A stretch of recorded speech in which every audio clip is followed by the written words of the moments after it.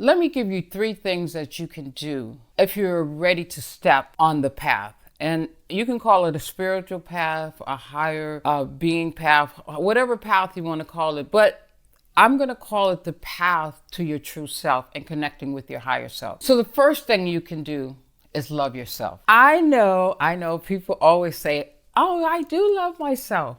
Yet they allow things to happen to them and think that they're victims, someone's doing it to them. When you love yourself, you set boundaries. When you love yourself, you're not afraid to ask for what you want or what you need or what you desire. When you set boundaries, you do not let people just mistreat you and you tell yourself it's okay. So loving yourself is a process. And one of the things I tell my clients, every morning you get up, you're brushing your teeth, look in that mirror and look at that person that's in that mirror and say, I love you, Esther. I love you. And repeat that 3 or 4 times every morning until you feel it, until you believe it, until it becomes a part of you. And then one morning you'll go in there and that vision in the mirror will say it back to you. You will feel it. You won't hear it, but you'll feel it in your heart and you'll know that love is there. So that's the first thing that you can do.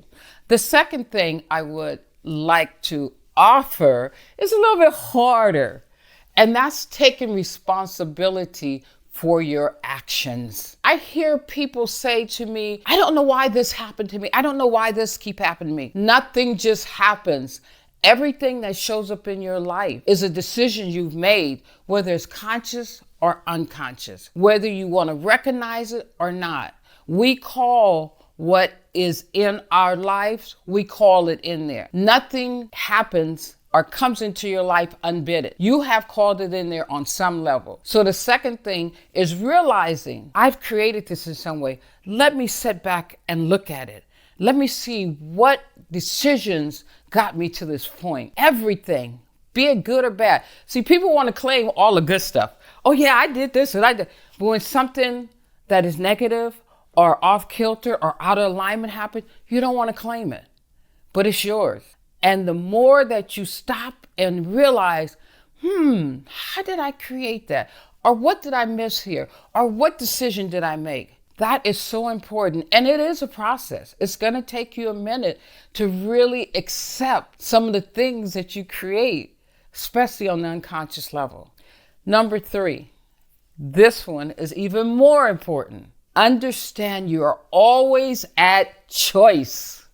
Even when you don't make a choice, you've made a choice. So don't ever think that you're not making choices. And again, from an unconscious mind, we make choices. We make decisions that end up putting us in a situation sometimes we don't want. But wherever you find you're behind, your mind put it there. It's a series of choices that you've made. And choice is the greatest gift that you have, because you can choose what it is you desire in your life or who you desire in your life. If you don't use it, you will be used by it.